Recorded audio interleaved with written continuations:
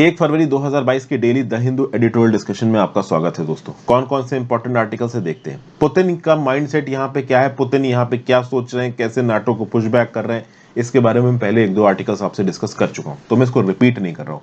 इसके अलावा 4 आर्टिकल्स और हैं आज, और जिसमें से सबसे बेस्ट आर्टिकल जो मुझे लगा वो है the case for vaccinating children against कोविड-19। मैं बोलूंगा आज का सबसे बेहतरीन आर्टिकल है।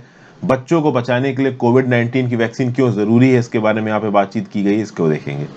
फिर टाटा ग्रुप ने पूरी तरीके से एयर इंडिया को अब अपने कंट्रोल में ले लिया है, और अब टाटा ग्रुप के सामने क्या चैलेंजेस है। वैसे तो मैं बता दूं, टाटा ग्रुप के पास अकेली एयर इंडिया ही एक एयरलाइंस नहीं है, विस्तारा भी टाटा ग्रुप की और एयर एशिया में भी टाटा ग्रुप के कुछ शेयर्स हैं।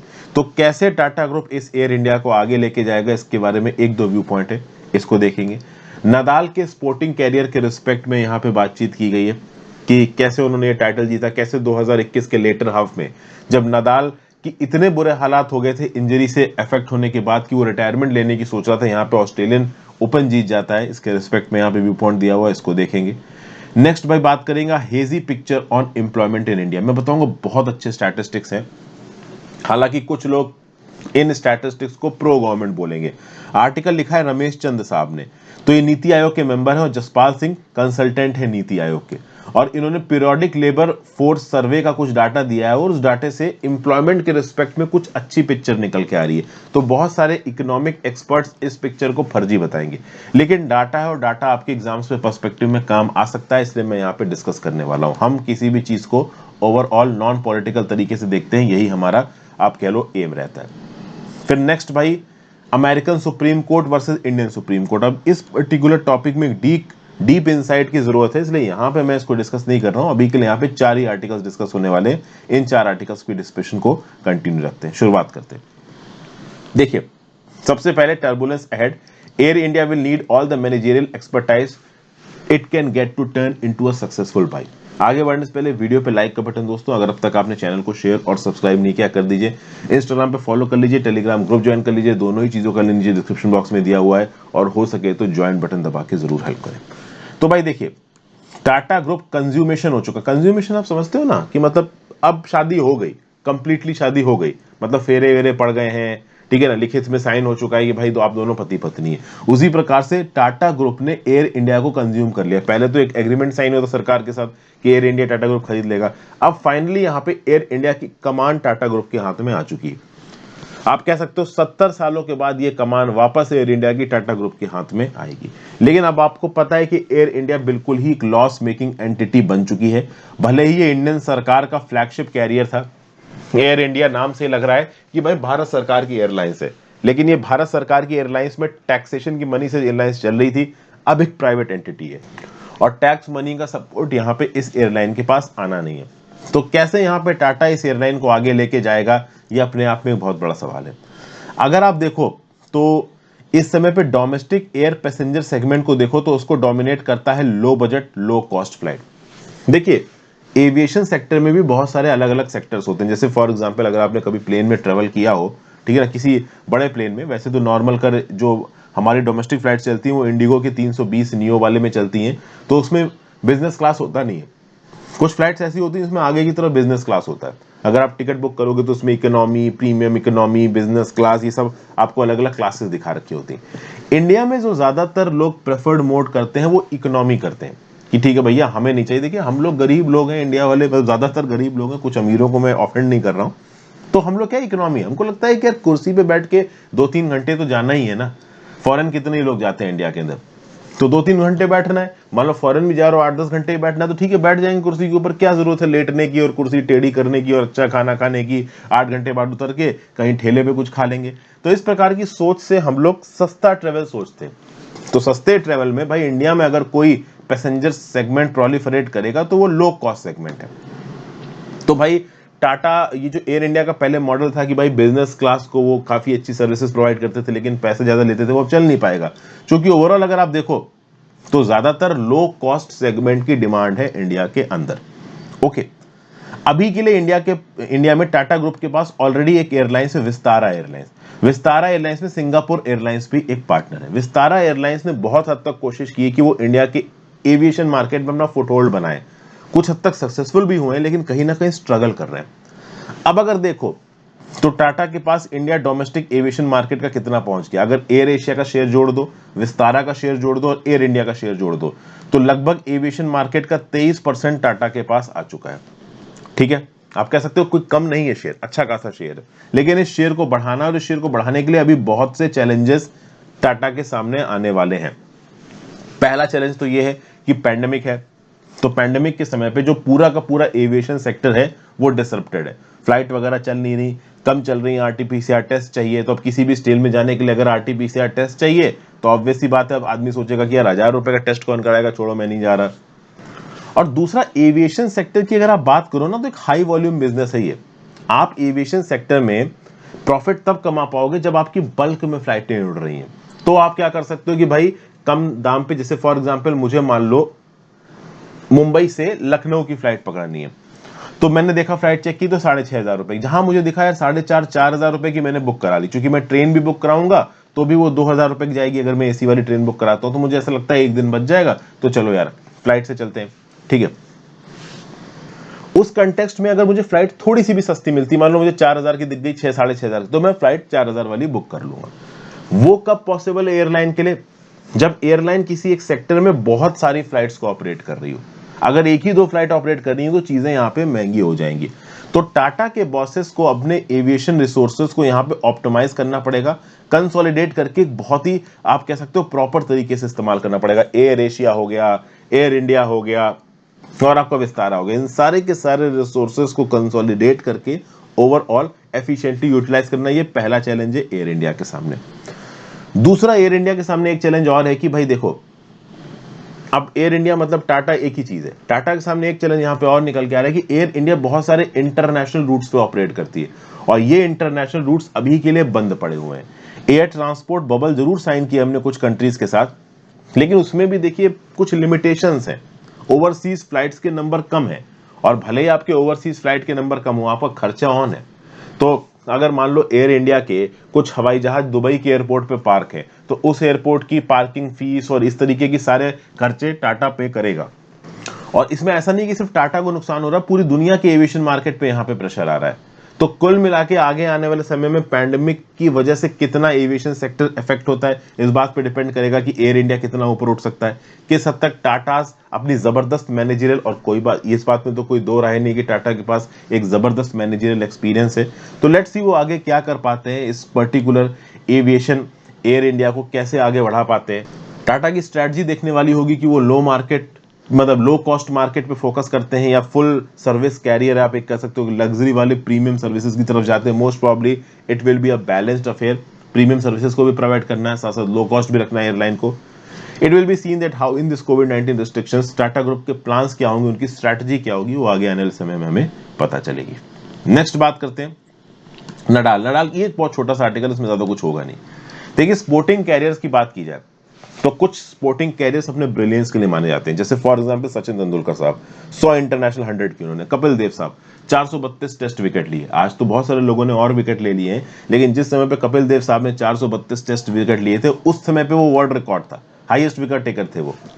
तो ये कुछ लोग हैं जो कि हिस्ट्री में अपना नाम दर्ज करके गए। इसी प्रकार से एक है राफेल नडाल साहब, तो संडे को मेलबोर्न में उन्होंने 21वां men's single grand slam title जीता, रॉजर फेडरर और नोवाक जोकोविच को पीछे छोड़ दिया।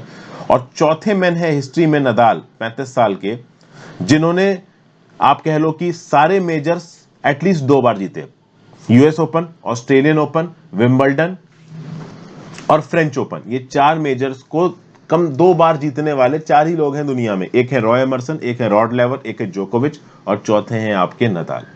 नडाल की अगर आप बात करो तो 2021 के सेकेंड हाफ में नडाल के हालात बहुत ज्यादा खराब थे। एक तो ये एग्जाइल में थे, उसके बाद इनको क्रॉनिक फुट इंजरी हुई थी। इनकी फुट इंजरी इतनी ज्यादा सीवियर हो गई थी कि एक समय पे सोच रहे थे कि रिटायरमेंट ले लेते हैं, अब नहीं खेल पाऊंगा।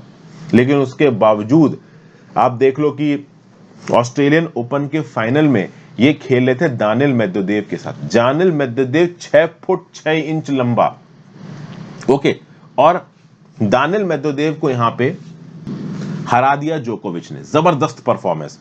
ऑलमोस्ट शुरुआत में हार रहे थे नदाल, लेकिन वहां से वापस खींच के लेके आए। और दानिल मेदवेदेव जबरदस्त है।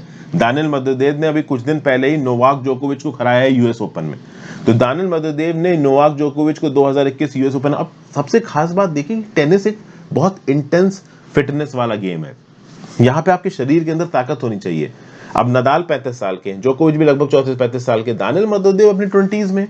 तो आप यंग हो तो आपके शरीर में ज्यादा ताकत है, आपकी फुर्ती ज्यादा है। एज के साथ वो भी थोड़ी थोड़ी कम होती है। आप एक्सपेक्ट नहीं कर सकते कि फेडरर आज वैसा खेलेगा जैसा वो जब 25 साल का था तब खेलता था। And same goes for Novak जोकोविच एंड राफेल नदाल। उसके बावजूद दानिल मेदवेदेव को यहाँ पे हराना अपने आप में कह सकते हो one of the greatest comeback और मोस्ट अनएक्सपेक्टेड अचीवमेंट है टेनिस हिस्ट्री का। हालांकि पिछले एक डेकेड का, पिछले 10 सालों का अगर आप रिकॉर्ड देखते हो नदाल का, तो वो बहुत अच्छा नहीं है। 4 बार फाइनल हारा है पिछले 10 सालों में राफेल नडाल, किसका? ऑस्ट्रेलियन ओपन का। और कई बार तो विनिंग पोजीशन से हारा है। तो इस रिस्पेक्ट में ये जीतना आप कह सकते हो एक ब्रिलियंट जीनियस को दिखाता है। और यहाँ पे तारीफ सिर्फ मेन सिंगल की नहीं होगी, यहाँ पे तारीफ फीमेल सिंगल की भी होगी। अगर आप बात करो तो एशले बार्टी, ये इंडिजीनियसली ऑस्ट्रेलियन हेरिटेज की हैं और इन्होंने अपने होम सॉइल, अपनी होम कंट्री ऑस्ट्रेलिया में इन्होंने आप कह सकते हो कि ऑस्ट्रेलियन ओपन जीत लिया। आप कह सकते हो कि फीमेल्स लेग में किसी भी ऑस्ट्रेलियन ने 1978 से लेके अब तक ऑस्ट्रेलियन ओपन नहीं जीता है। ओके, तो इन्होंने भी भाई अपना फर्स्ट रेट फुटवर्क दिखाया, आउटस्टैंडिंग रैकेट स्किल्स दिखाई। चलिए, तो इनकी यहाँ पे ओवरऑल तारीफ हो रही है। कुल मिला के अगर आप देखो तो इस पूरे के पूरे ऑस्ट्रेलियन ओपन में ये जो जोकोविच सागा है, इसके बारे में हमने बात की। इंडिया के रिस्पेक्ट में बात की जाए तो सानिया मिर्जा जी ने अपना अनाउंसमेंट रिटायरमेंट अनाउंस कर दिया है। वैसे तो सानिया मिर्जा सिंगल्स में नहीं खेलती हैं, डबल्स में खेलती हैं।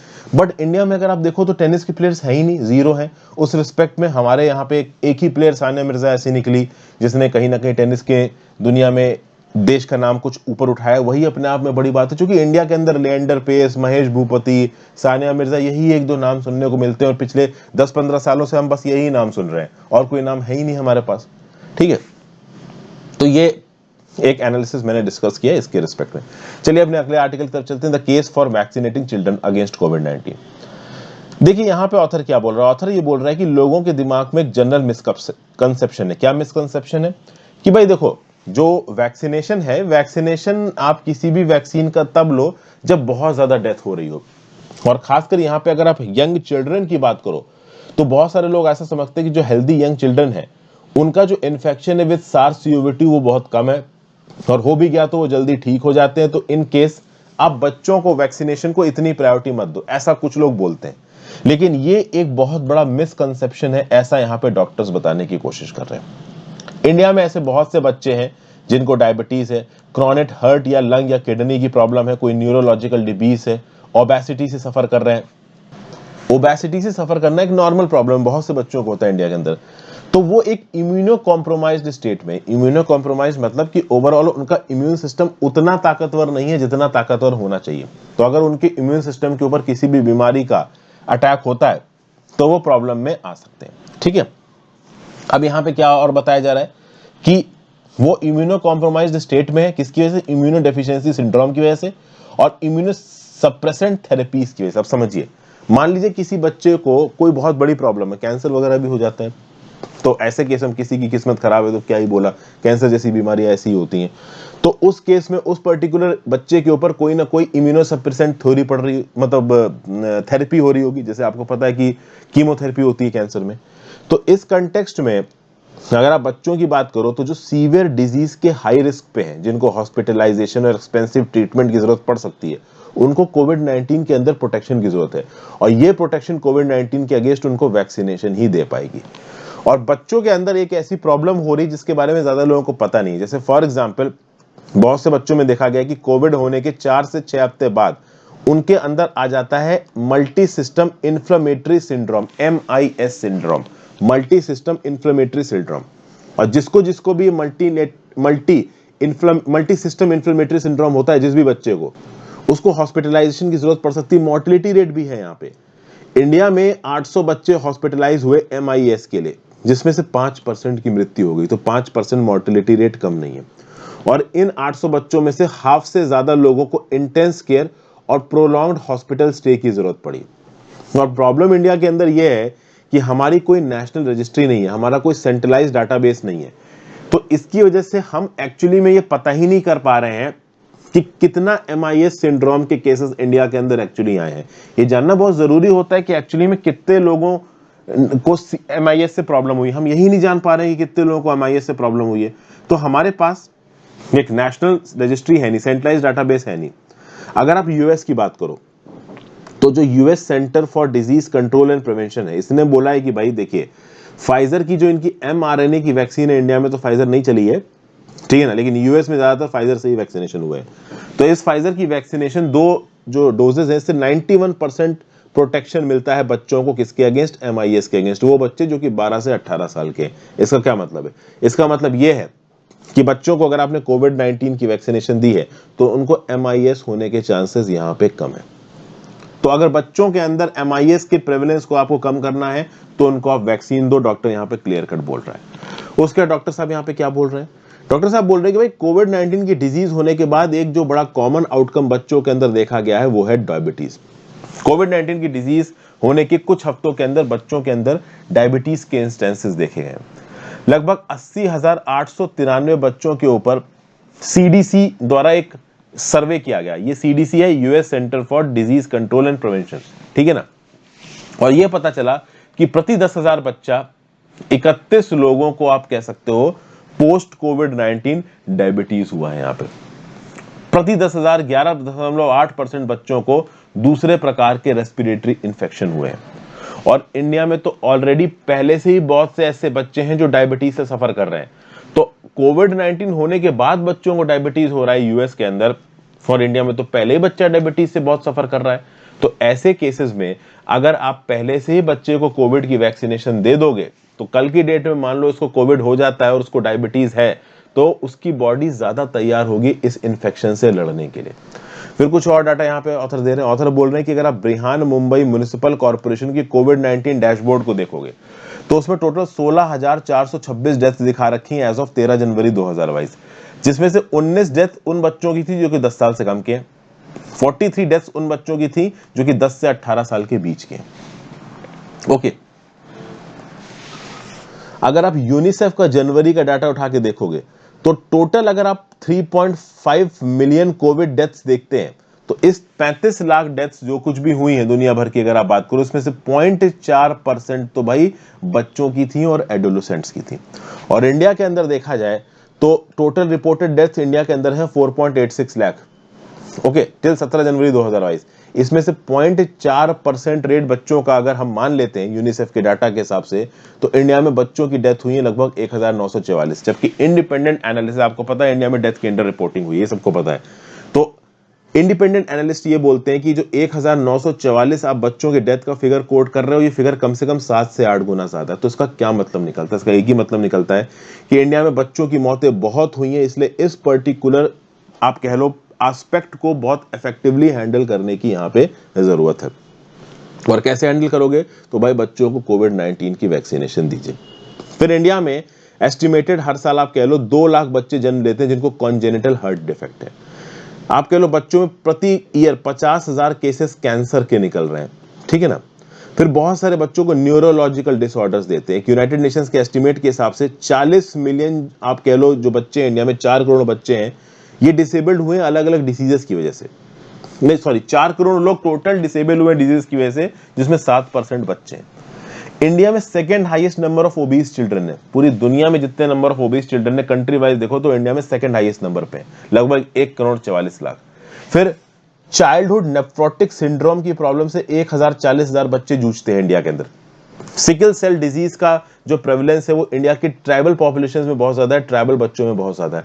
तो अब इतने प्रॉब्लमेटिक चीजों के बीच में अगर कोई चीज बच्चों को प्रोटेक्ट कर सकती है तो वो है कोविड-19 वैक्सीनेशन। ये एक ह्यूमैनिटेरियन प्रायोरिटी है, इसको आप किसी भी हाल में आगे पोस्टपोन नहीं कर सकते।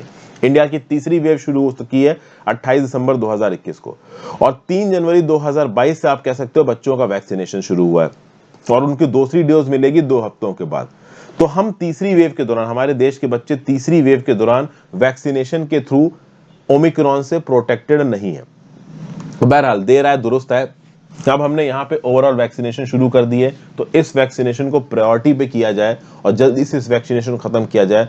सबसे ज्यादा जरूरी ये है कि जो बच्चे बहुत ज्यादा आप कह सकते हो मॉर्टेलिटी फैक्टर से गुजर रहे हैं, उनको कोई और बीमारी है, ठीक है ना, कोई नॉन कम्युनिकेबल डिजीज है, ठीक है, किसी भी प्रकार की कोई दूसरा डिजीज है, तो ऐसे केसेस में वैक्सीनेशन को और तेज करना चाहिए और अर्जेंट कर देना चाहिए। नेक्स्ट आते हैं hazy picture on employment in India.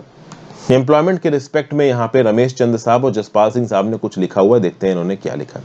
देखिए, जब भी अगर आप ओवरऑल किसी भी इकोनॉमी की बात करते हो तो इकोनॉमी की बात दो चीजों के कंटेक्स्ट में होती है। एक तो इस कंटेक्स्ट में कि उस कंट्री की इकोनॉमिक ग्रोथ रेट क्या है, और दूसरा इस कंटेक्स्ट में कि उस इकोनॉमी में एम्प्लॉयमेंट के क्या पैटर्न्स चल रहे हैं। इंडिया की बात की जाए तो इंडिया के 1991 के रिफॉर्म्स के बाद इकोनॉमी बिल्कुल क्लियर नजर आ रही है, इकोनॉमी का एक प्रॉपर कांस्टेंट पैटर्न निकल रहा है। हमारी जीडीपी तो बढ़ रही है, कोविड-19 का पीरियड छोड़ दो, ये तो extra ordinary circumstances, but GDP बढ़ रही है, लेकिन एम्प्लॉयमेंट के रिस्पेक्ट में प्रॉपर फिगर्स नहीं मिले हमें 1991 के बाद। अगर देखा जाए इकोनॉमी की, तो भाई 1991 के रिफॉर्म शुरू होने से 20 साल पहले का, मतलब 1991 से 20 मतलब 1971 से 1991 का टाइम ले लो, तो इन 20 सालों में जो एवरेज ग्रोथ रेट रही इकोनॉमी की वो रही 4.27%। और 1991 के 20 साल बाद की अगर आप बात करो तो एवरेज ग्रोथ रेट रही है इकोनॉमी की 6.34%। और अगर आप 2010-11 से लेकर 2019-20 के बीच का डाटा खबालते हो तो जो एवरेज ग्रोथ रेट रही है इकोनॉमी की वो रही है 6.58%। तो मतलब कहीं ना कहीं हमारी जो इकोनॉमिक ग्रोथ है वो अच्छी रही है। फिर अगर आप एग्रीकल्चर का कंट्रीब्यूशन देखो तो 1990-91 में जब रिफॉर्म शुरू हुए थे तो एग्रीकल्चर इकोनॉमी का बनाता था 30%, और 2019-20 में एग्रीकल्चर आ गया 18% पे। नॉन एग्रीकल्चरल आउटपुट हमारी जीडीपी में एक मेजर रोल प्ले करता है, ये बात हमको पता चल चुकी है। ठीक है भाई, तो ये तो हमने बात की इकोनॉमिक के बढ़ने की, जीडीपी के बढ़ने की। लेकिन जब बात आती है एम्प्लॉयमेंट पैटर्न्स को खंगालने की तो वो हम नहीं जान पाते। एम्प्लॉयमेंट के रिस्पेक्ट में हमारे पास कोई प्रॉपर डाटा निकल के आ नहीं पा रहा है। इकोनॉमिकल, सोशियोलॉजिकल, टेक्नोलॉजिकल बहुत सारे फैक्टर्स इसके लिए रिस्पॉन्सिबल हैं। अगर हम बात करें अब तक हम एम्प्लॉयमेंट फिगर्स को किस प्रकार से एसेस करते हैं, तो हमें दो सोर्सेस मिलते हैं। एक तो सोर्स हमको मिलता है हमारा सेंसस, हम सेंसस के थ्रू अपने ओवरऑल एम्प्लॉयमेंट के फिगर्स को डेसिफर करते हैं। दूसरा जो नेशन वाइड क्विनकेनुअल सर्वेस करवाता है नेशनल सैंपल सर्वे ऑर्गेनाइजेशन। आप बोलोगे सर क्विनकेनुअल क्या होता है? क्विनकेनुअल होता है जो हर 5 साल में हो रहा हो। तो आपको पता है सेंसस हर 10 साल में होता है, तो पिछला सेंसस 2011 में आया था, इस बार 2021 में आना चाहिए था, कोविड-19 की वजह से डिले हो गया, तो 1-1.5 साल में आ ही जाएगा। तो एक तो सेंसस के थ्रू आपको एम्प्लॉयमेंट के फिगर मिलते हैं, दूसरा आपको एम्प्लॉयमेंट का फिगर मिलता है एनएसएसओ के क्विनकेनुअल सर्वेस के थ्रू, जो कि हर 5 साल पे करवाए जाते हैं। अब अगर देखा जाए तो the quinquennial NSSO data on employment and unemployment were available up to 2011-12। Census के अलावा जो एनएसएसओ, सेंसस का लास्ट डाटा 2011 का हमें पता है, एनएसएसओ का लास्ट क्विनकेनुअल डाटा 2011-12 का हमको पता है। उसके बाद अगर कोई सर्वे करवाया गया एम्प्लॉयमेंट के ऊपर तो वो है पीरियोडिक लेबर फोर्स सर्वे 2017-18 से एनुअल बेसिस पे करवाया गया। और अभी के लिए हमारे पास 3 साल का पीएलएफएस का डाटा है, पीरियोडिक लेबर फोर्स सर्वे का मैं पीएलएफएस बोलूंगा, 2017-18, 2018-19, 2019-20। ठीक है ना भाई, तो पीएलएफएस के बेसिस पे हम एम्प्लॉयमेंट ट्रेंड्स को खंगालते हैं। प्रॉब्लम यहाँ पे ये है कि पहले जो क्विनकेनुअल सर्वे होता था उसमें जो डाटा कलेक्शन की टेक्निक थी, और अब जो यहाँ पे पीएलएफएस डाटा का सर्वे हो रहा है, इसमें जो एम्प्लॉयमेंट कनेक्शन की, एम्प्लॉयमेंट के डाटा कलेक्शन का जो पैटर्न है वो अलग है। तो आप पहले के क्विनकेनुअल सर्वेस को पीएलएफएस के साथ कंपेयर नहीं कर सकते। लेकिन पीएलएफएस में कुछ अच्छी बातें बताई गई हैं, ऐसा ऑथर बोल रहा है। पीएलएफएस ने यह बताया कि worker to population ratio India के अंदर बढ़ा है। 2017-18 के अंदर वर्कर टू पॉपुलेशन रेशियो था 34.7%, और 2019-20 में यह हो गया है 38.2%। और पहले के अगर आप क्विनकेनुअल सर्विस को देखोगे तो 2004-5 के बाद वर्कर पॉपुलेशन रेशियो गिरा है। अब वर्कर पॉपुलेशन रेशियो क्या होता है? मान लीजिए 100 लोग हैं इंडिया के अंदर, तो 100 में से आप कह लो 34 वर्कर्स हैं, मतलब 34 लोग काम कर रहे हैं एक्टिवली, इकोनॉमी में पार्टिसिपेट कर रहे हैं। तो पीएलएफएस के हिसाब से जो वर्कर प्रोपोर्शन है, वर्कर पॉपुलेशन रेशियो है, ये बढ़ा है, पहली बात। अच्छा, ये क्या बताया जा रहा है? The change also implies that employment has increased at a much faster rate than growth in population. जितनी तेजी से आबादी बढ़ रही है उससे ज्यादा तेजी से यहाँ पे एम्प्लॉयमेंट बढ़ रहा है, अगर आप वर्कर टू पॉपुलेशन रेशियो के डाटा को देखो तो। अब हालांकि बहुत सारे इकोनॉमिक पंडित इसमें अपना पेंच ला देंगे कि ये सब गड़बड़ है, पर उसकी बात हम यहाँ पे नहीं कर रहे हैं। ठीक है ना, हम यहाँ पे नीति आयोग के जो मेंबर यहाँ पे डाटा बता रहे हैं उस डाटा को समझने की कोशिश कर रहे हैं, और ये data periodic labour force survey में लिखा हुआ है। फिर आपको क्या बोला गया है? The increase in WPR has been reported in the rural and urban population in the male and female population. तो मेल और फीमेल पॉपुलेशन में भी वर्कर टू पॉपुलेशन रेशियो बढ़ा है, अर्बन रूरल में भी बढ़ा है, अलग अलग जगहों पे अलग अलग स्पीड से बढ़ा है, वो हम थोड़ी देर में अभी देखते हैं। PLS सर्वेज ये नहीं बोलते कि वुमेन वर्कफोर्स के बाहर जा रहे हैं। फीमेल WPR रेशियो कितना बढ़ा है, तो भाई 2017-18 में फीमेल WPR रेशियो था 17.5%, 2019-20 में ये कितना हो चुका है, ये 24% हो चुका है। तो एब्सोल्यूट नंबर्स में अगर आप देखोगे तो जो नंबर ऑफ वुमेन है जिनको एम्प्लॉयमेंट एक्स्ट्रा मिला है इन 3 सालों में, वो 17% वुमेन है, ठीक है। फिर अगर देखा जाए तो मेल और फीमेल के बीच में जो गैप है ओवरऑल एम्प्लॉयमेंट पाने में, ये भी कम हुआ है। तो पर 100 मेल वर्कर्स आपको 32 फीमेल वर्कर्स मिलेंगी वर्कफोर्स में। ये कब का डाटा था, ये डाटा था 2017-18 में। तो पर 100 मेल वर्कर्स 2017-18 में 32 फीमेल वर्कर्स थी, और 2019-20 में पर 100 मेल वर्कर्स आपको 40 फीमेल वर्कर्स मिलेंगी। और ओवरऑल अगर आप देखें तो 2017-18 में जो टोटल वर्कफोर्स थी कंट्री की, उसमें वुमेन थी 24%, और 2019-20 में जो टोटल वर्कफोर्स थी उसमें वुमेन हो गई 28.8%। तो यही इन्हीं स्टैटिस्टिक्स के लिए ओवरऑल मैं आपको कह रहा हूं कि मैंने यहां पे इस पर्टिकुलर आर्टिकल को उठाया है, ताकि इन स्टैटिस्टिक्स को आप इनकॉर्पोरेट कर लो। ये पीरियोडिक लेबर फोर्स सर्वे की स्टैटिस्टिक्स है। अच्छा, एक और बात यहां पे बताई गई है, रूरल इलाकों में जो वुमेन का पार्टिसिपेशन है एम्प्लॉयमेंट में एज अ प्रोपोर्शन वो ज्यादा है और मेल का कम है। तो फीमेल लेबर फोर्स की अगर आप बात करो तो female labour force participation rural area में अर्बन एरिया से 33% ज्यादा है। उसके बावजूद अगर आप प्रोपोर्शन देखो तो जो फीमेल्स रूरल इलाके में काम कर रही हैं वो कंपैरेटिवली कम अंडर एम्प्लॉयड है व्हेन रिस्पेक्ट टू मेन। मतलब रूरल इलाकों में प्रोपोर्शनेटली देखा जाए तो मेन ज्यादा अनएम्प्लॉयड है, वुमेन कम अनएम्प्लॉयमेंट है, और ये अर्बन इलाकों में उल्टा हो जाता है। अर्बन इलाकों में वुमेन ज्यादा अनएम्प्लॉयड है और मेल कम अनएम्प्लॉयड है। फिर यहां पे कुछ और बात बताई गई है, देखिए नंबर ऑफ जॉब्स बहुत तेजी से बढ़ी हैं, इसके बावजूद कि आप देखोगे नंबर ऑफ जॉब सीकर्स भी बहुत तेजी से बढ़े हैं। क्या बताया जा रहा है, the number of unemployed person has increased by 2.3 million between 2017-18 and 2018-19 mainly because of an increase in the number of job seekers. तो भैया नंबर ऑफ जॉब सीकर्स 2 सालों में बढ़ गए 52.8 मिलियन। इसकी वजह से नंबर ऑफ अनएम्प्लॉयड पर्सन भी बढ़े हैं, लेकिन एम्प्लॉयमेंट भी यहाँ पे जो total number of employment ratio है वो भी यहाँ पे अगर बढ़ रहा है। हाँ, एक चीज जो है सेक्टोरल कंपोजिशन, वर्कफोर्स का सेक्टोरल कंपोजिशन देखा जाए तो भाई टोटल जो वर्कर्स है इंडिया में उसमें से 45.6% एग्रीकल्चर अलाइड एक्टिविटीज में, 30.8% सर्विस सेक्टर में, 23.7% इंडस्ट्री सेक्टर में। तो अगर आप पहले के कंपैरिजन में देखो तो भाई एग्रीकल्चर सेक्टर के ऊपर अभी भी बहुत बड़ा तबका इंडियन इकोनॉमी का आप कह सकते हो डिपेंडेंट है। अगर आप 2017-18 से लेकर 2019-20 के बीच का डाटा उठा के देखते हो तो 56.4 मिलियन नई जॉब्स बनी थी। अब अगर ये नई जॉब्स स्किल्ड सेक्टर में तो बहुत बढ़िया है, लेकिन इस 56.4 नई जॉब्स में 57.4 तो एग्रीकल्चर अलाइड सेक्टर में बनी, 28.5 सर्विस सेक्टर में बनी, 14.5 इंडस्ट्री सेक्टर में बनी। तो इसका क्या मतलब है, इसका मतलब यह है कि नई जॉब्स बन रही हैं, बट वो नई जॉब्स भी एग्रीकल्चर और अलाइड एक्टिविटीज में बन रही हैं। तो कंस्ट्रक्शन और मैन्युफैक्चरिंग सेक्टर से जो एक्सपेक्ट किया जा रहा था कि वो ज्यादा लोगों को नौकरियां दें, वो यहां पे नहीं हो पा रहा है। अगर आप देखें तो मैन्युफैक्चरिंग सेक्टर में केवल 1.8 मिलियन जॉब बढ़ी है और कंस्ट्रक्शन एक्टिविटी में केवल 6.4 मिलियन जॉब बढ़ी है।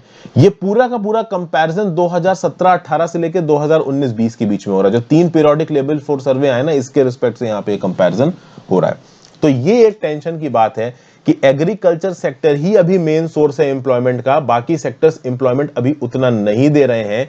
एग्रीकल्चर सेक्टर की बजाय कंस्ट्रक्शन और मैन्युफैक्चरिंग सेक्टर में ज्यादा जॉब्स निकल के आनी चाहिए, वो नहीं हो पा रहा है। और उसकी वजह यह बताई जा रही है कि जो सर्विस सेक्टर है, इंडस्ट्री सेक्टर है, ये कैपिटल इंटेंसिव टेक्नोलॉजीज को इस्तेमाल कर रहे हैं, मशीनों का ज्यादा इस्तेमाल कर रहे हैं, लेबर डिस्प्लेसिंग टेक्नोलॉजीज का इस्तेमाल कर रहे हैं, modern technology, artificial intelligence, internet of things का इस्तेमाल कर रहे हैं। तो ऑनलाइन डिजिटली इनका काम ज्यादा हो जा रहा है, इनको मैनुअल लेबर फोर्स की जरूरत कम पड़ रही है।